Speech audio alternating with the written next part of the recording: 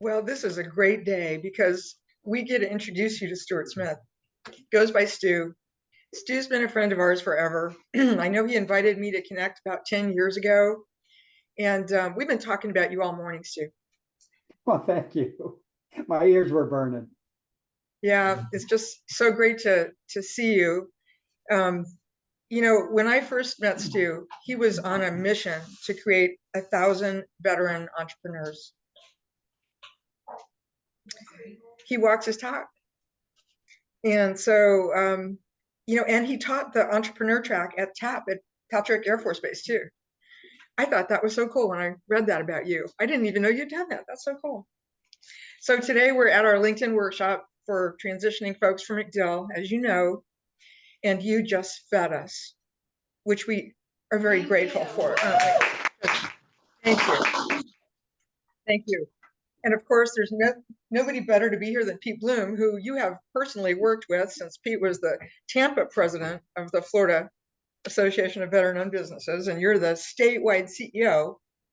But we made it very clear that they're not buying us lunch. It's you personally that's buying us lunch. And I just think that's remarkable. And I want to thank you again, because you know the way to our hearts is through our stomachs, right? Right. Happy to do so. Yeah, absolutely. And we've been talking about you all morning, like I said, but there's a few things that I didn't tell them about you that I want to tell them now. And that is, you're an Army veteran who got out in 1992. You're married to an active duty. You met your wife on active duty, I guess, Jen. Yeah. And that your son is currently a Black Hawk pilot in the Army. How cool is that? Yep, crew chief. Crew chief. Very cool. And that you are the son of an Air Force retired veteran and son-in-law of a World War II combat veteran. That's amazing. And that your brother is a Navy veteran and your uncle's a Vietnam Air Force combat veteran and your brother-in-law is an Air Force veteran. I mean, you had no other choice than to join the military. Is that it? That's true. And forgive my little puppy in the background barking at the front door. But yeah, you'll see from the motif behind me that military service is a family business. That's actually my dad's casket flag and my father-in-law's casket flag. And the one little framed picture there with the that has the tan around it is actually a letter from my father's basic training commander, handwritten to his mom about the changes that he went through in basic training. So pretty proud of that. And then the one with the blue background is a letter written by a brigadier general in response to me when I lived in Hawaii in 1967, because I wanted my uncle to come back for Christmas. And this Air Force general, because I wrote the president, and said, hey, I really need my uncle to come back for after Christmas, right? And so this general officer writes me back and says, hey buddy, this is the needs of the Air Force, and your uncle's critical to the war effort here in Vietnam. And those are pictures of him when he was in Vietnam. So yeah, it's a very proud to be a family business. Are you saying they didn't let your uncle go after you wrote to the president? Exactly. I don't believe I'm hearing this. Yeah. I didn't have as much influence as I did at 7 as I do at 64. Jeez. Well, I was telling them earlier this morning that you've been to 2 of our classes. So you've been sitting right where they were sitting. And when you came in 2014, I mean, we just started doing them in 2012. So that was when we were still very green. And you were there. You drove all the way across the state to be with us. And you knew people in the room. Yeah, you guys do great work over there. I was a very early adopter of LinkedIn. At the time I was in the human resource field. And of course, LinkedIn's just this wonderful tool. And people in your course don't even know what they're going to learn and how they're going to be able to leverage the tool. And I have a couple of stories that are just amazing because of the LinkedIn tool. So please pay attention to what Nancy and Pete are telling you, because if you leverage this tool the right way, it will open up so many opportunities for you that you don't even know that you have. But yeah, enjoyed both classes, enjoyed coming over. And happy to spot you for lunch today. Oh, we really appreciate it, Sue. Thank you so much. And I wish you could be with us today, but we've been talking about how you're going up to represent veterans with the legislature. So that's pretty important. Yep. We'll give you a pass this time. Yeah, thanks. Yeah, I get to take off Sunday and it's actually, whether you know it or not, it's in the legislature. It is Military and Veterans Week. So Senator Collins is sponsoring this with the Florida Department of Veterans Affairs. The entire week, veteran groups, VFW, AMVETS, FDA, Veterans Florida, FAVOB, VEI, and many of the associate Bunker Labs, many associated groups will be able to have expo tables there at the Capitol building, so the legislators and their staff and agencies in Tallahassee can come and meet with us. So that's part of the event. And then the rest of it is that we have a published legislative agenda, a 6-point agenda that we advocate for veterans and for veteran businesses. And we'll meet with there's a military and veteran caucus in the Florida State House and Senate. And these are people who are retired, they're veterans, or they're still serving in a Guard or Reserve unit. And there are about 24 of them. And we'll meet with a number of them while we're up in Tallahassee. That's wonderful. Well, we have some entrepreneurs right in the room today. And Great. Here we are at the Entrepreneur Collaborative Center in Ybor. What a perfect place for them to be, right? Because all these services and resources are right all around us here. And now they know who to talk to and where to come for more information. Yep, I thought I recognized the motif behind you there, and I knew that wasn't where we usually met at MacDill. So I'm glad that you're there. Yeah, we've been taking a little break from MacDill while they fix their AC problems in the training room. So we're just so grateful to be able to use this room anytime we want, really, all year long. They've just given us a pass. So it's just such a blessing to us, really, just such a blessing. And I wanted to tell them a couple more things about you because, you are the CEO of, statewide for the Florida Association of Veteran-Owned Businesses. And you're trying to make Florida the veteran state of choice to own and operate a business, which is ultimately cool. Yeah. So, we must be pretty close now. Aren't we the most veteran-friendly state there is already? Yeah, so I will say yes, and I had an old friend that told me one time that there are lies, damn lies, and statistics, right? And so numbers are in the eye of the beholder. So if you say my number represents the things that position Florida to be the most veteran-friendly state, so the services that we enjoy, the tax benefits that we enjoy, in fact, a bill's going through, there are a couple bills going through the legislature right now, make it even more veteran friendly. So for example, if you are a veteran and you're interned in, or, you use a veteran home, they're trying to get it so that your spouse can also come into that home with you, right? If space is available. Those kinds of benefits, that makes Florida a very veteran friendly state. But if you look at the numbers on the entrepreneur side or on the business side, I can make an argument that we're about middle of the pack, unfortunately. And so many people don't know how many veteran-owned businesses there are in the state of Florida. And it depends on who's counting and when they count.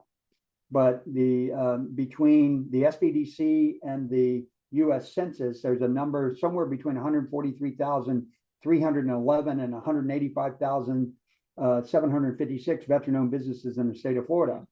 And again, depending on when you counted and how you counted. The interesting thing is there's data points in there that reveal that maybe we're not the most veteran-friendly state. So for example, in the census, less than half of the veterans reported that they made more than $25,000 a year in their business.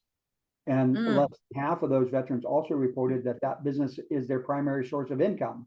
So what is that, right? You got to investigate. Yeah.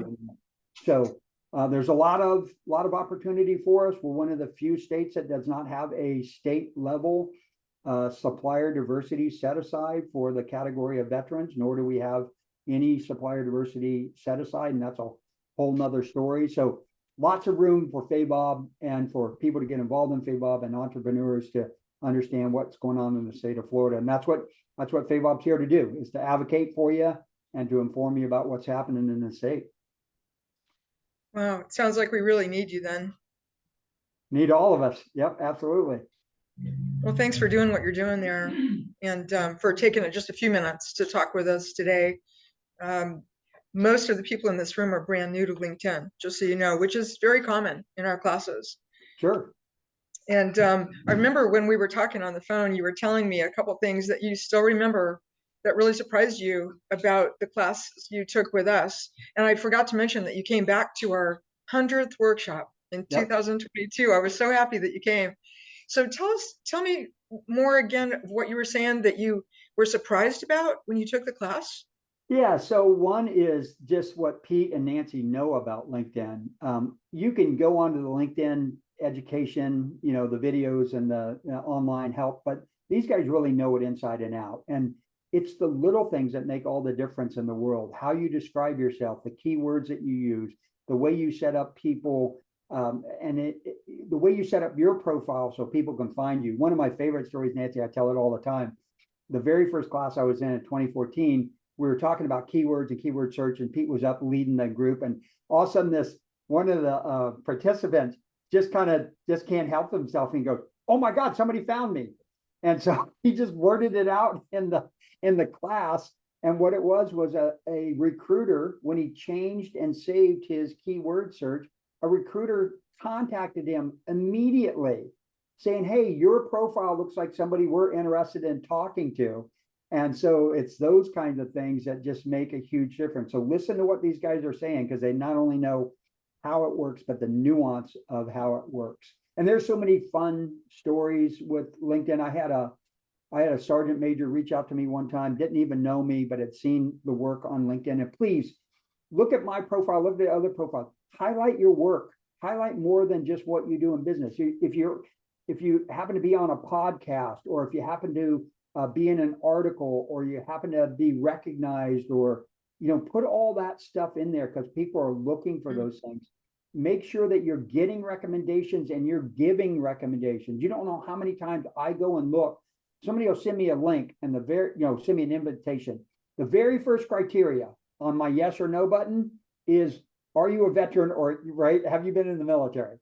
So if you hadn't been in the military, you got to get to the second level filtering, right? And then I got to figure out what it is that you bring that might help a veteran. So I get all the way down to looking at recommendations before I make a decision whether to accept somebody or not. If you don't have any recommendations and you haven't sent any recommendations, I may just go ignore on there. So listen to what they're saying, leverage that tool. That Sergeant Major story, just real quick. He connected me. Hey, don't know what you don't know me, so on and so forth. And I, since 92, have been helping my fellow veterans, especially through LinkedIn, find opportunities. Long story short, you're wasting your time. I'm just going to tell you this, and you can challenge me all. You are wasting your time writing resumes and submitting applications to jobs. That is not how you find work. Your network is how you find work. Network, right? So I like that. Okay. 80% of the jobs that are posted are already filled, right? And 80% of the jobs that aren't posted, you don't know about unless you're networking into things.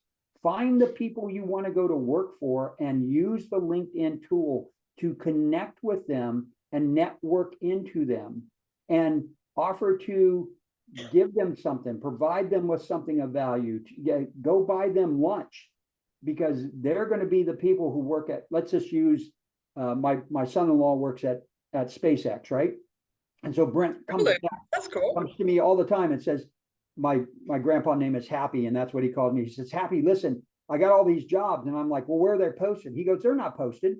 We just need people." Right? So if you know my son-in-law and you want to go to work for or if you want to go to work for SpaceX, if you're connected to him, then he can find you that job, right? And you're not going to go to the HR manager. You're going to go to the hiring manager, right? So using LinkedIn to network into that is the way to do it. And don't spend get your resume good enough. get it an 80% or make sure there's no misspellings and it looks good. And then set it aside and start networking. You'll get a job, right? And my sergeant major, long story short, I said, what would you get up on a Saturday morning to do and not be paid? And he said, I go ride motorcycles. So I said, okay, cool. I want you to find a motorcycle retailer or motorcycle repair shop and somebody else in the motorcycle field. So he did all that stuff through LinkedIn, so on and so forth. Well, the one person that was the repair shop guy, my sergeant major knew the bikes that he liked, the Kawasaki's that he liked, and he knew a little trick about them. So he links in with this guy, says, hey, I know this little trick. Can I come by your shop and show you this trick? Right?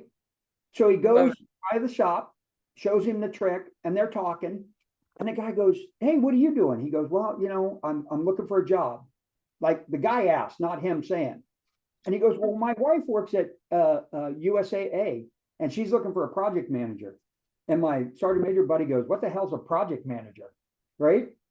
So long story short, he introduces him, my sergeant major, to his wife. On the very first call, she's there with the HR manager because she already knows about him, and they offer him the job right on the call. That's the power of LinkedIn. That's the power of networking versus, like, that job wasn't even posted, right? He could have created a resume and sent 1,000 of them to USAA, and they would never found him. Now he is the program leader for USAA some 15 years later, right? You got people in this room shaking their heads. We're with you. We know that's just exactly right. And thank you for telling that story, because there's nothing like storytelling. Yep. You know? Yeah, and tell your story. LinkedIn is the way to tell your story and tell your complete story, right? Tell people what you're interested in, what your hobbies are. If you're a scoutmaster or you work for Habitat for Humanity, people want to know the whole you, right? Obviously, we got some boundaries. They don't want to know that you're left or right of center on a political line. And please don't screw up and, you know, post. And remember, your social media image is a complete image. So if I find you on LinkedIn and I want to know about you, I'll probably go try to find you on Facebook and see what you're doing over there, right? Yeah. And make a judgment about whether I want to talk to you or not, right? So be careful with social media too. Sure. Boy, it can work against you. That's for sure. Yep. Well, you know, I was telling them that you joined LinkedIn a year earlier than me, that you've been on it for 18 years. I've been only on it for 17, and I thought that was a lot, but you got me beat.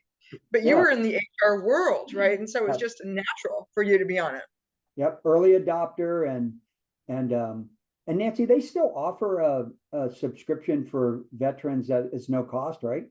1 year, yes. Yeah, so there you go. And connect with people. The other thing too is and when you send a connection, please don't just send a blind connection. Like, don't send connections from your phone because you can't add a message to it. And my message at the end of my connection, it was, first of all, offer them something of value, right? Hey, I might be able to, I saw you doing X and I might be able to help you with that. Or I know somebody who's in your field. And my last line on all my LinkedIn connection is, please consider my invitation to stay LinkedIn. Like, you want to give, right? You want to say, please, first of all, and consider, right? The invitation, not, you know, hey, I went on LinkedIn, and I get so many solicitations, it's just ignore, right? Just go away. But if somebody says, hey, Stu, I know somebody might be able to help you, or I see that you're going to Tallahassee and I'm involved, you know, I'm interested in legislation or what, just something to let me know that you paid attention to what I'm doing and that you want me to consider linking in with you, which is why, you know, I'm not a lion or, you know, I got a gazillion connections. I can literally go through my LinkedIn connections and I don't even know how many I have, but I'll tell you that 95% of them, I can tell you exactly how I know that person. Very cool. Right? Because I just don't accept any, that's not my gig, right? That's not what I want. I want a network that knows who I am and I know who they are and what they're doing. So different techniques, right? Some people want to be the big lions and they've got products or services they want to sell. You just got to make up your mind how you want to use LinkedIn, but be careful who you connect with. Right? Yeah, absolutely. Especially these days. And just for those of you who may not know what LION means, it stands for LinkedIn Open Networker. Basically what it means is that those folks accept pretty much any invitation that's sent to them. And when I was brand new on LinkedIn, I thought that was the way to win this game, to get to 30,000 connections as soon as possible. Yep. I learned the hard way that that works against you because most of those people are in different countries, for one thing. Yes. And especially these days, I mean, I was just telling we've got Pakistan, Iraq, Iran, all kinds of countries on LinkedIn right now. Right. You have to be, and not only that, but so many fake profiles, especially because of AI creating them. Absolutely. You have to be so careful. Yeah, Yeah. yeah. And make sure you do LinkedIn a favor by reporting and blocking anything that you think is suspicious. Like Yes. there's somebody that spams me all the time with the same picture of the same lovely person, right? Profile. And I'm like, I've seen this chick like a dozen times with different names, right? So she's not a real profile. I know LinkedIn is just challenged right now to Yeah. keep up with all the fake profiles. It almost seems like it's just gotten away from them. Yeah. We'll see And what happens. you got to help. And like I said, be careful because I was like you, Nancy. At one time, I thought to get to this level was the right way to do it. And the more I thought about it, I'm like, no, I want people I know, like, and trust. I want to be, if I want to send a invitation to somebody for an event and I go and find them, like you can do that, right? So you have an event and you can invite people. So I do that all the time with FAVOB. So I get an event published. I go to that actual event publishing. There's a hamburger, or it's a selection there, and I can say invite, and then I can go to my LinkedIn contacts and I can divide them by geography. So I can say Tampa, and then all my Tampa contacts come up, and I can select all, or I can go through and select who I want in there, right? So don't just spam people, just get it focused. Like, hey, I want to share this event, but I only want to share it with Pete Bloom and Nancy Lane, or I want to share it with all my friends in Tampa because it's a Tampa event. I think they're interested in that. You can use LinkedIn a lot of ways to share good information. And again, anything that you do, anytime that you're highlighted, and nothing's new, there's nothing new in the world, right? Once the New Testament was written, that was it, right? It's just boom, it's right there. So when you market, the rules for marketing still exist, even though the technology is different, right? Be honest, sincere, be complete, be accurate, promote yourself, but don't be self-serving. Like all those ground rules never change, even though the technology has changed. I read a book long time ago that it was something about, how to get yourself published or how to create your own marketing plan or whatever. And it included everything from newsletter articles to radio ads. And so that, yeah, the technology's changed, but being you on your profile has never changed. So be true to yourself and use the tool the right way. Boy, I couldn't agree more. In fact, they're going to think that I put you up to saying all that because we've been talking about that, a lot of that all morning. And this afternoon, we're going to be talking about recommendations, like exactly how to do that, how to make that happen, and how important it is to get them. And also, we're going to be talking about how to find a needle in a haystack, just exactly the veterans that you want to talk to and connect with, and how to form relationships with them on LinkedIn. Yeah, And, good. Yeah, well, I went to your class twice. I'm an Army guy. I had to go. I had to repeat it twice. I'm not a Marine. Oh, that's good. Well, I know that when we were talking on the phone also, you were saying that you had just like an urgent thought that you wanted to make sure everybody understood something about how you continue your service always. I know you've done that. Speak to that a little bit. Yeah, so and that comes from my experience, right? So I joined the military late. And so I had some experience. I had successfully run 2 businesses into the ground, right? And so I went to the Air Force recruiter because my dad went in the Air Force, and they were like, the Army's down the hall, right? So I went down the hall to the Army recruiter, and the guy's like, well, what do you want to get out of the Army? It says, not what I want to get out of the Army. I want to get out of here. So when can I join the Army, right? So I came into service from Florida and then went through the service and had 2 enlistments, pretty successful. But when I left September 29th, 1992. And if anybody's in the service remembers, that's when everybody who went to Desert Shield, Desert Storm was getting out of the service, right? It was a big drawdown. Well, September 29th was like a Wednesday or something. And on September 30th, I went to work. So I had to learn military transition vicariously through others because I had networked, because I knew how to network before I joined the military. So it served me well when I left the military. So I went to work for my brigade commander, Beau Bergeron, and went to work for the Department of Veterans Affairs and started training veteran service officers and so on and so forth. And I started to realize that, especially the Vietnam era veterans, there were so many of them who had been just not treated well, spit on, thrown things at them, called baby killers when they came back. And those were the guys, believe it or not, that made the best veteran service officers. They knew what that was all about, right? And so they modeled for me what service meant. And it just served me well ever since, right? You gotta help the folks who are coming behind you. You know, you're out now. You've served your duty to this country. Now that you're out and you're learning from me, you learn from Pete and Nancy, you got to do the same thing, right? You got to about face and help this next generation of people who are leaving the service. Yeah, the next generation doesn't have to have it as hard as the prior generations. And the only way that's going to happen is if we continue to pass it on and take care of each other. Yep. I'll tell you one more quick story. I know we got about a minute left. So my son always refers people who are leaving active duty to me. They're all 15 tangos. They're all Black Hawk crew chiefs. And everybody will get a hold, they'll get a hold, oh, take a look at my resume. I'm like, no, I'm not going to look at your resume. You want me to help you find a job or not? So this one kid comes to me and he says, hey, here's where I want to work. And this is what I want to do. I said, okay, here's your technique. So I said, find a restaurant around the 3 plants, because he wanted to go to work in the Savannah area. There happened to be 3 places that he wanted to work. I said, find a restaurant that's kind of triangulated between those 3 places. Okay. Because he's a technical guy.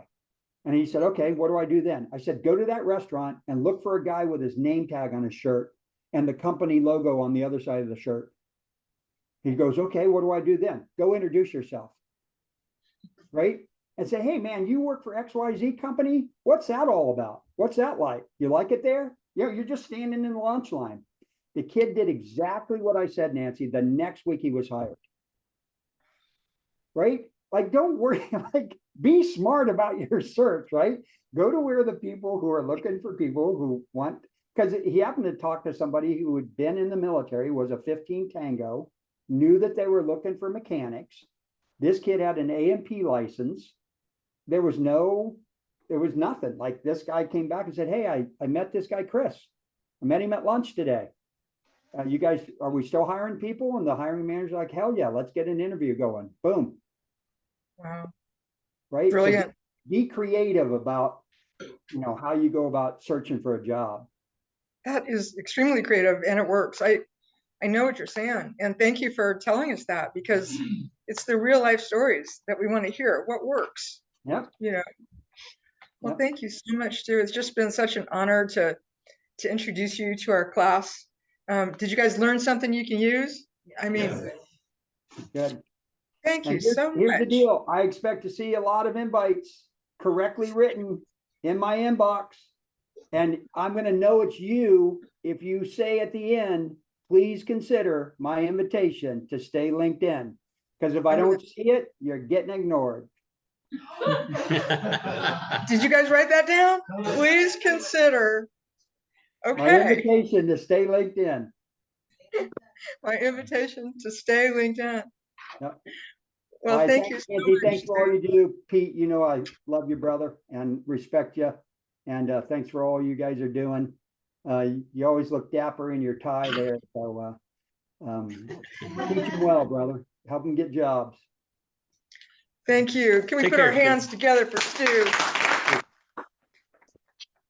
Thank you, and you have a really successful trip Yes. presenting veterans. Thank you so much for those doing that. entrepreneurs, those of you who are thinking about becoming an entrepreneur, best way to do that is to join FAVOB, right? Come join us, be part of the group. Let's there's power in numbers. So Pete can give you the information about how to get involved. So thanks, Pete. Y'all have a great day. Take care. Thank you, Stu. See you now. Bye for now. Bye.